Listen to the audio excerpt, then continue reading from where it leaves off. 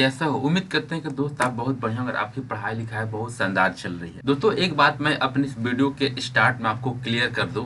Railway, SSC, MTS, CHSL, SSC GD, RPF, तो ये सब जो एग्जाम हो रहा है, सॉरी एसआई का थोड़ा सा क्वेश्चन, लेकिन मिला जुला के ठीक रहता है उसका भी। आप इस एग्जाम अगर बैठे होंगे दोस्तों, आप एक नोटिस करिएगा कि आपके एग्जाम में मैथ का जो क्वेश्चन होता है ना, थोड़ा बहुत डिफरेंट रहता है, लेकिन लेवल सबका इक्वल रहता है। मैं अपने इस वीडियो में बोल दूं कि मैं स्पेशल रेलवे के लिए के आ रहा हूं, तो ये गलत होगा। क्योंकि आप कंपैरिजन करके देखिएगा दोस्तों, जाके एग्जाम सेंटर में, चाहे प्रीवियस ईयर का कुछ क्वेश्चन प्लाट का आप देखिएगा, तो आपको इस बात का अंदाज लग जाएगा कि नहीं नहीं इस लेवल में होता है भाई। ये सेम क्वेश्चन थोड़ा बहुत डिफरेंट रहता है, मैथ वही रहता है, थोड़ा सा लैंग्वेज को चेंज किया जाता है। और अभी यूट्यूब पर हम देख रहे हैं कि कोई बहुत ऐसा यूट्यूब चैनल है, मैं किसी यूट्यूब चैनल का नाम नहीं लूंगा, कि रेलवे का एग्जाम चल रहा है। तो रेलवे का जैसे कि ग्रुप डी, तो ग्रुप डी के लिए स्पेशल मैच चला रहे हैं। एनटीपीसी जो हो रहा है तो एनटीपीसी का अलग मैच चल रहा है। एसएससी जीडी अगर भरा है तो उसका एसएससी जीडी का एग्जाम अलग चल रहा है। तो ये सब जो दोस्तों होता है ना, थोड़ा सा कंफ्यूज होता आदमी, ये कंफ्यूज करने वाला है। ये सभी एक होता है। आप एसएससी पढ़िए, जीडी पढ़िए, जो भी पढ़िए, मतलब कि जो वनडे एग्जाम हो, तो लेवल सबका एक ही होता है। आए दोस्तों, ज्यादा बकवास नहीं करते हैं, हम लोग टॉपिक पर आते हैं डायरेक्ट। पहला क्वेश्चन देख सकते हैं कि दोस्तों यहाँ पर, यदि किसी संख्या के 1/3 स्वयं उस संख्या से 4 कम है तो वो संख्या ज्ञात कीजिए कि वो संख्या x है। बोल क्या रहा है? 1/3 यानी संख्या का 1/3 अगर x है तो 1/3। अब बोल रहा है क्या चीज? स्वयं उस संख्या से 4 कम है, तो स्वयं उस संख्या से 4 कम है, तो 4 कम। अब गुना करे दोस्तों, ये x = 3x और ये 12। अब 12 को इधर लेके जाइए चाहे उधर लेकर आइए दोस्तों आप, तो टोटल 2x = 12। काट दीजिए, x की वैल्यू 6। तो वो संख्या जो पूछ रहा दोस्तों की संख्या ज्ञात कीजिए, ऑप्शन सी। क्वेश्चन नंबर 2, 9 के 3 क्रमागत गुणजों का योग 2457 है, सबसे बड़ी संख्या ज्ञात कीजिए। तो क्या दोस्तों हम मान सकते हैं, पहला x+9 और x+18 हो सकता है क्या? तीन वो संख्या हमें नहीं मालूम, लेकिन हम x+9 x+18 मार दे, क्योंकि वो 9 का गुणज का बात कर रहा है, वो 9 का गुणज यानी 9 से जो कट जाए। तो अब इसको जोड़ दिए दोस्तों, आप इसको जोड़िएगा। हम सिंपल वे में बता रहे दोस्तों आपको, ये x+18 = 2457। इसको आप x को जोड़िएगा तो 3x और 9 18 कितना होता है? 27। 2457 से तो 3x इसमें से घटाइएगा तो कितना आएगा? 0 3 24। अब इसको काटिएगा, 3 8 24, 1 0, x की वैल्यू 810। अब पूछ रहा है कि सबसे बड़ी संख्या दोस्तों, तो आप यहाँ देख सकते हैं कि x की वैल्यू 810 है। अगर इसमें जोड़ेंगे तो 10 8 19, 819 और इसमें जोड़ेंगे तो कितना होगा? आप इसी पर रख लीजिए यहाँ पर बड़ी संख्या x+18, तो x की वैल्यू 810 + 18 828। दोस्तों इसका आंसर सी होगा। हाँ दोस्तों, आप फ्रेशर है या न्यू है, अगर हमारे चैनल में पहली बार आए हैं तो लाइक करिए, सब्सक्राइब करिए। और हाँ, ये आपको प्रैक्टिस सेट क्लास नोट चाहिए तो हम अपने टेलीग्राम में डाल देंगे, आप वहां से डाउनलोड करके आप प्रैक्टिस कर सकते हैं। आइए दोस्तों नेक्स्ट क्वेश्चन, 1 + 3 + 5 + 7 + 21 का मान ज्ञात करिए। दोस्तों आप इसको आसानी से आप ऐसे भी निकाल सकते हैं। हम इसको आपको दो बेसिस बताएंगे दोस्तों। पहला कि आप 1 + 3 + 5 + 7 + 9 + 11 + 13 और 15 17 19 और 21, आप इस सब को जोड़ दीजिए दोस्तों, तो आपका आंसर आ जाएगा। क्योंकि देखिए यहाँ पर 2 का गैपिंग है, 3 2 5 2 7 2 9 2 11।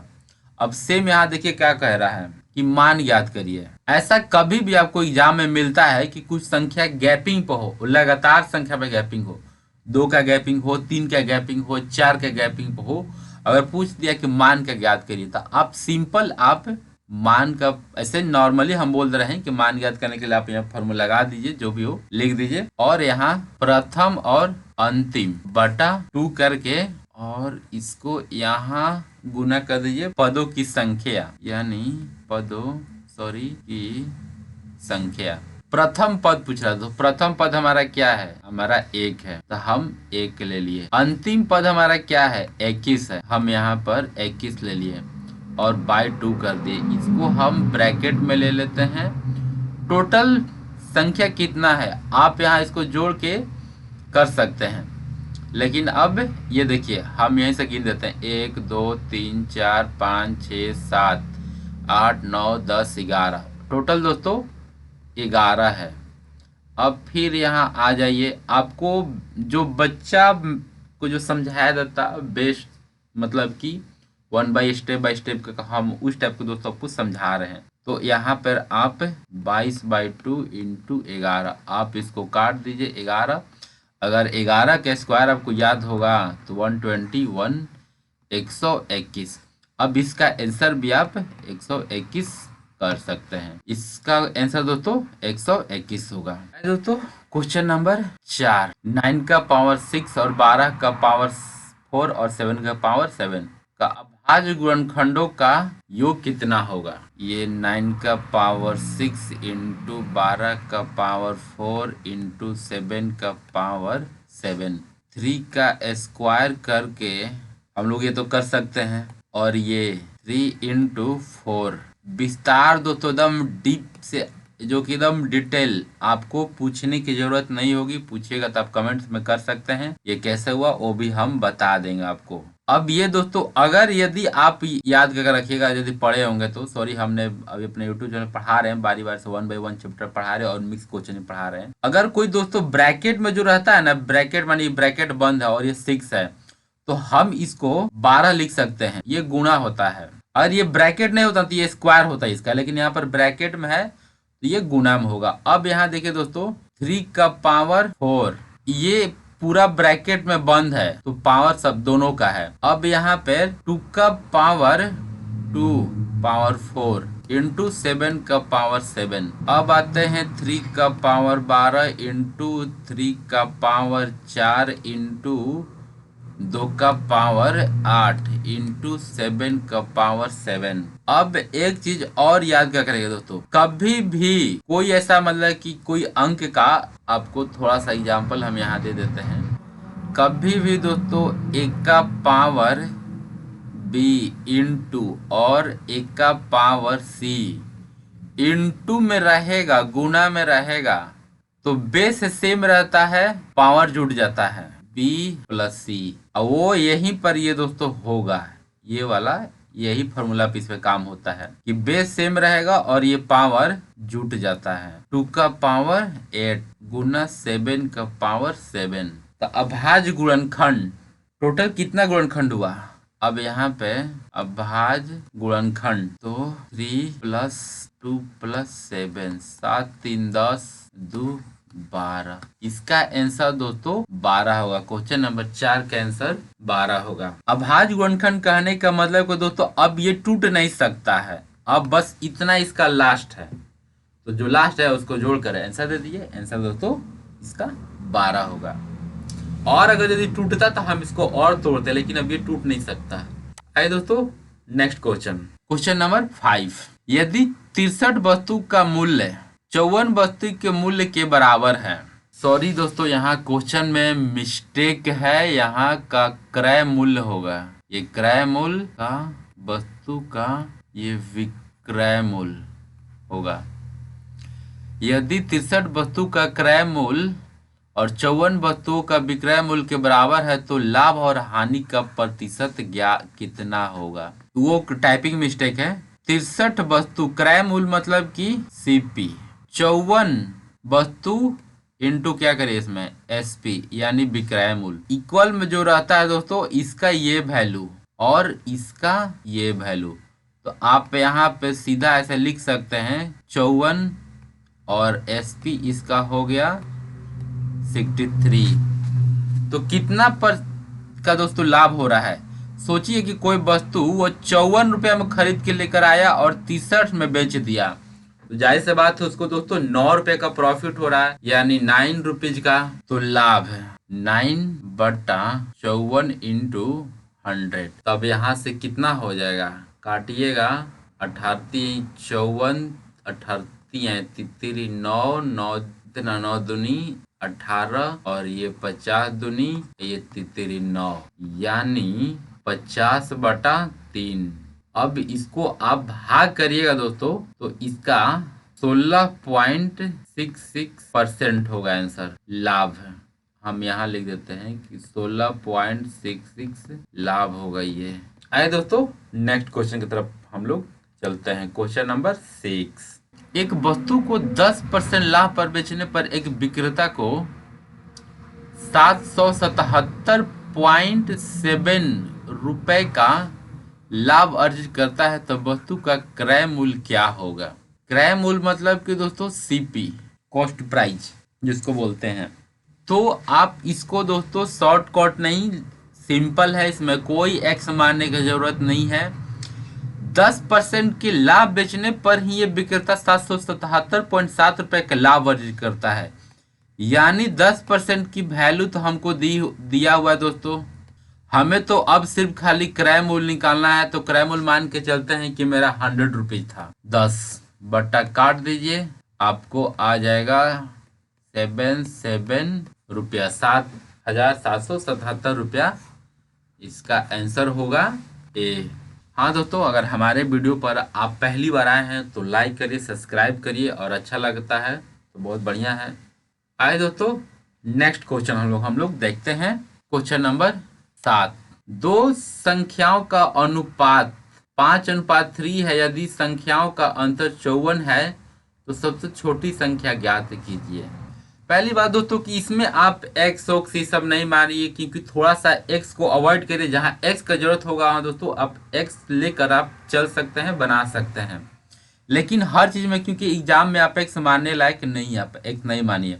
आप सिंपल ही दो संख्या हम आपको बता देते हैं। फिलहाल आप नॉर्मली आप अगर यदि कोई फ्रेशर है तो उनके लिए कि आप इसको थोड़ा सीख लीजिए, लेकिन आने वाले टाइम में आप एक्स को अवॉइड करिए। 5 3 क्वेश्चन को समझिए दोस्तों, एक बार हम फिर से पढ़ देते हैं आपके लिए। दो संख्याओं का अनुपात 5:3 है। यदि दो संख्याओं का अंतर 54 है तो सबसे छोटी संख्या क्या है। तो दोस्तों यही दो संख्या न है जो दिया हुआ है, तो इनका अंतर कितना है, 2 है, और यही 2 का वैल्यू दिया हुआ है दोस्तों 54। तो 1 की वैल्यू बराबर कितना, 27। तो सबसे छोटी संख्या, अब इसमें से यहाँ पे आप रख दीजिए, हम आपको एकदम विस्तार से बता रहे हैं। 5 गुना 27 135 और 3 इंटू 27 81। कौन सबसे छोटा संख्या दोस्तों, 81। इसका आंसर ए होगा। यही था क्वेश्चन में। आइए दोस्तों नेक्स्ट क्वेश्चन की तरफ हम लोग चलते हैं। क्वेश्चन नंबर 8 दोस्तों, 16 और 144 का मध्य अनुपात क्या होता है। दोस्तों जब रेशियो प्रपोर्शन पढ़िएगा ना तो इसका कुछ फार्मूला होता है। हालांकि हम यहाँ पर फार्मूला आपको बता देते हैं कि मध्य अनुपात का फार्मूला क्या होता है। आप A/B और B/C आप क्रॉस मल्टीप्लिकेशन करिएगा तो B = AC, और यही B = क्या होता है, √AC। ये हो गया हमारा दोस्तों मध्य अनुपात का फॉर्मूला। आप इस फार्मूला पे हमको पूछ रहा है मध्य, तो B की वैल्यू यहाँ लीजिए 16 × 144, सॉरी इसको नहीं, तो अब 16 किसका अंडर रूट होता है दोस्तों, ये 4 का होता है, और ये 12 के स्क्वायर करेगा तो 144 होता है, तो 12, तो बर्चौ का 48। ये मध्य अनुपात का फॉर्मूला ये होता, तो इसका 8 नंबर क्वेश्चन का आंसर 48 होगा। आए दोस्तों क्वेश्चन नंबर 9। के और एम की आयु का अनुपात 7:5 है और उनकी आयु का योग 72 वर्ष है। 9 वर्ष बाद के और एम की आयु का अनुपात क्या होगा। एक कोई आदमी है जिनका के और एम की आयु का अनुपात 7:5 है और उनका योग दिया हुआ है 72 वर्ष। तो दोस्तों क्या हम देखिए x लगाएगा तो x बन सकता है, कोई प्रॉब्लम नहीं, x से बन सकता है। तो आप x में थोड़ा सा कम जाइए, बट लेकिन जहाँ जरूरत होता है तब आप सिंपल इसको यहाँ से जोड़िए। 12 की वैल्यू दी हुई है तो a की वैल्यू कितनी आएगी 6। अब k और m, तो k की कितना है 7 × 6 तो हुआ ये 42 और 5 × 6 ये हुआ 30। अब बोल रहा है कि 9 वर्ष बाद के और एम की आयु का अनुपात क्या होगा। तो इसमें आप 9 जोड़ दीजिए 51 और इसमें आप 9 जोड़ दीजिए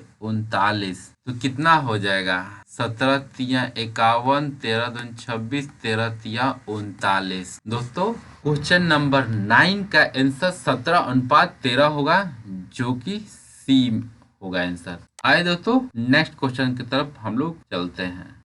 आइए दोस्तों क्वेश्चन नंबर 10। ए बी और सी की साझेदारी करते हैं।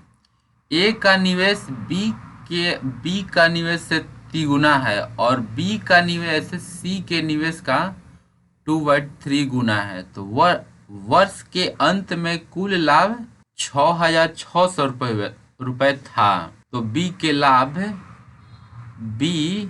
का लाभ में कितना हिस्सा है दोस्तों, लाभ में बी का कितना हिस्सा है आप ऐसे समझ सकते हैं।